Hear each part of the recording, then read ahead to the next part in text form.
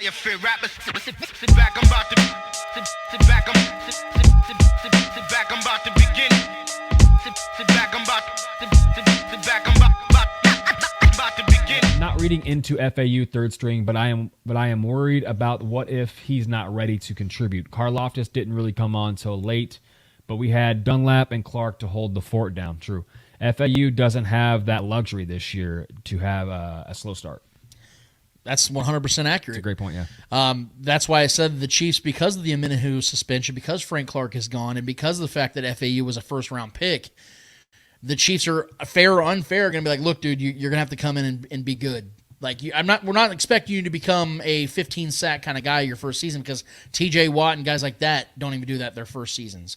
But you're going to have to show us pretty early and often that we can rely on you to be effective. And then, again, I'm not trying to bring up Chris Jones, but this is another reason why Chris Jones has so much leverage here, guys, because of the fact that we're sitting here relying on rookie, edge rushers to become a premier piece for this defense immediately. Yeah. And then Chris Jones, you put him in there, all of a sudden the pressure isn't so much on FAU, because I know that Chris Jones can get to the quarterback regardless of who's around him, and it's going to make the job easier for Karlaftis and FAU and other pass rushers that they have that are young, unproven commodities. So yes, I agree.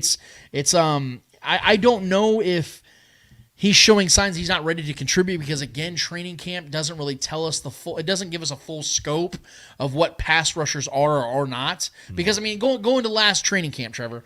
Go 20 years ago when Tamba Hali was drafted. Yeah. I guarantee you weren't saying, oh, you know what, I don't really think he's got it, or I think he's going to be an absolute specimen. You can't really tell sometimes. You have to wait until the game time starts to really happen, and that's when you know these guys are the truth or not the truth. And I'm expecting FAU to be something that's closer to the truth than not the truth. So I'm not putting too much weight into what he did or didn't do in training camp, but I will start to pay much more closer attention in preseason. If he's starting to look lost out there, if he's just getting ate up, then I think we're going to have to have a legitimate talk about whether the Chiefs can try to talk Carlos Dunlap out of retirement or try and go and get somebody else that's out there. I would hate the idea of a Jadeveon Clowney. I think he's one of the few guys out there that's left. I would hate that, but the Chiefs might have to force their hand in going in and start scraping the barrel if FAU starts showing signs of being slow and progressing slowly, because to his point, George Karlaftis had the luxury of sitting back and having multiple veterans kind of lead the way until he caught fire. When he caught fire, George was on fire.